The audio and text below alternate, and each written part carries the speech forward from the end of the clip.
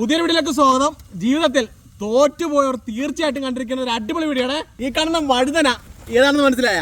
ഈ വഴുതനത്തോട്ടത്തിൽ നിൽക്കുമ്പോൾ അതീവ സന്തോഷവാനാണ്.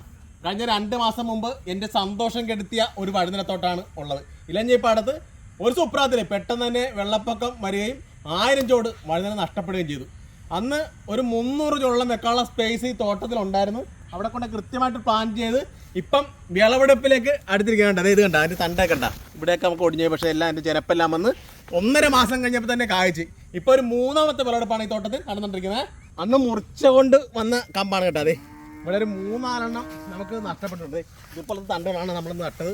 ഇത് പിടിച്ചിട്ടില്ല. ഇത് കണ്ടത് അന്ന് ഒരുപാട് പേര് പറഞ്ഞിട്ടുണ്ടായിരുന്നു. അപ്പോൾ ഇത് കായാണ് സമയത്ത് ഇട വന്നു. പക്ഷേ അതിൻ്റെ റിസൾട്ട് ഇപ്പോൾ നോക്കിയേ, നമ്മളിന്ന് കളഞ്ഞിരുന്നത് എല്ലാം കിട്ടുമായിരുന്നോ? കണ്ട ഈ ഒരു വഴുതന തന്നെ നല്ല അടിപൊളി കായ നമുക്ക് വിളവെടുക്കാൻ പറ്റും. ഏകദേശം ഒരു 200 ഗ്രാമുള്ള കായാണ്. ഏകദേശം 4-5 എണ്ണം തന്നെ 1 കിലോ തൂങ്ങണ മുള്ളില്ലാത്ത ഒരു അടിപൊളി വെറൈറ്റിയാണ്. മഴക്കാലത്ത് ആയതുകൊണ്ടും ഹിന്ദിക്കാരൊക്കെ നമ്മുടെ നാട്ടിൽ ഇപ്പോൾ ഒരുപാടുണ്ട്, മറ്റുള്ള സ്റ്റേറ്റിലുള്ള ആൾക്കാരൊക്കെ. അപ്പോൾ അവർക്കൊക്കെ ഏറ്റവും പ്രിയപ്പെട്ടാണ് ഈ വഴുതന കേട്ടോ. ഇപ്പം 35 രൂപയ്ക്കാണ് നമ്മൾ കൊടുക്കുന്നത്. ഈ ഭാഗത്ത് മൊത്തം നോക്കിക്കഴിഞ്ഞാൽ ഇവിടെയൊക്കെ നല്ല ഗ്രോത്തിലാണ് ചെടി നിൽക്കുന്നത് കണ്ടാ. പക്ഷേ ചില ചെടിയൊക്കെ ഗ്രോത്ത് കുറവുണ്ട്. ഒരുപാട് ബ്രാഞ്ചിലേക്ക് വന്നിട്ടുണ്ട് കണ്ടാ. തൊട്ടുകൊണ്ട് ബ്രാഞ്ച് വന്നിട്ടുണ്ട്. പക്ഷേ ഇതിന് വലിയ കരുത്തില്ല. ചൂടാണ് നമ്മൾ വെട്ടിമുറിച്ച് നട്ടത്. അതുകൊണ്ട് തന്നെ ഓപ്പൺ ബിസിനസ് ഫാമിംഗ് എന്നുള്ള രീതി ഇവിടെ നടപ്പാകില്ലായിരുന്നു കേട്ടോ. അപ്പോൾ നമ്മൾ കുഴിയെടുത്ത് അടിവളങ്ങളെ കൊടുത്തിട്ടാണ് നമ്മൾ റൂട്ടിൽ ഉൾപ്പെടെയുള്ള വളങ്ങൾ കൊടുത്തിട്ടാണ് നമ്മുടെ ചെടി നട്ടത്. ഇപ്പോൾ 2ാമത്തെ വളപ്രയോഗത്തിന് വേണ്ടിയിട്ട് കണ്ടാ എല്ലാം ക്ലിയർ ചെയ്തിരിക്കുകയാണ്. പക്ഷേ കള നോക്കിയാൽ ചുറ്റും നോക്കുമ്പോൾ ന്യായമായിട്ട് കളകൾ വന്നിട്ടുണ്ട്. പക്ഷേ എല്ലാം ചൂടെല്ലാം ക്ലിയർ ചെയ്ത് വളപ്രയോഗം ചെയ്യാൻ വേണേ. കണ്ടത് ഇവിടെ എല്ലാം വില കൊടുത്ത് മാറ്റുകയും ചെയ്യുന്നുണ്ട്.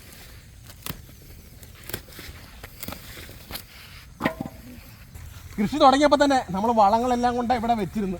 അപ്പോൾ നല്ല ചാക്കിരുന്ന് തന്നെ നല്ല കമ്പോസ്റ്റ് ആയിരിക്കുകയാണ്. ഇപ്പം വളത്തിന് ചൂടൊക്കെ പോയി നമ്മളിപ്പം ഇത് റൈസ് മില്ലിലെ ചാരാണേ.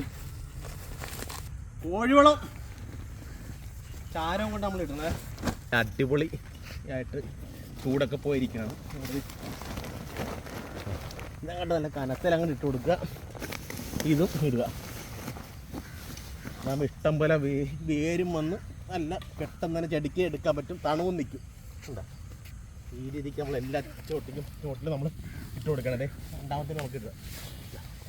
ജീവിതത്തിലായാലും കൃഷിയിലായാലും ജയപരാജയങ്ങൾ വന്നുകൊണ്ടേയിരിക്കും. പക്ഷേ അതിനെയൊക്കെ അതിജീവിച്ച് മുന്നേറാൻ കഴിഞ്ഞാൽ വിജയം നമ്മളെ തേടിയെത്തുക തന്നെ ചെയ്യും. അങ്ങനെ തേടിയെത്തിയൊരു തോട്ടത്തിലാണ് ഇന്ന് ഞാൻ അഭിമാനത്തോടെ നിൽക്കുന്നത്. ആദ്യം നമ്മൾ ഉള്ളിലെ പുല്ലൊക്കെ കൊത്തിക്കൊണ്ട് വേരൊക്കെ പോകാതെ അങ്ങോട്ട് പുറത്തോട്ട് മാറ്റി.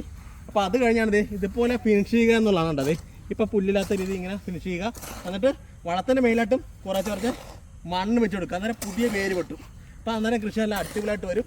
അപ്പോൾ ഇനിയിപ്പോൾ ഉണ്ടല്ലോ ഓണത്തിനൊക്കെ അടിപൊളിയായിട്ട് ചെന്ന് കിലോ കണക്കിന് വഴുതന പറിക്കാം. വർഷങ്ങളെ നിൽക്കുകയും ചെയ്യും.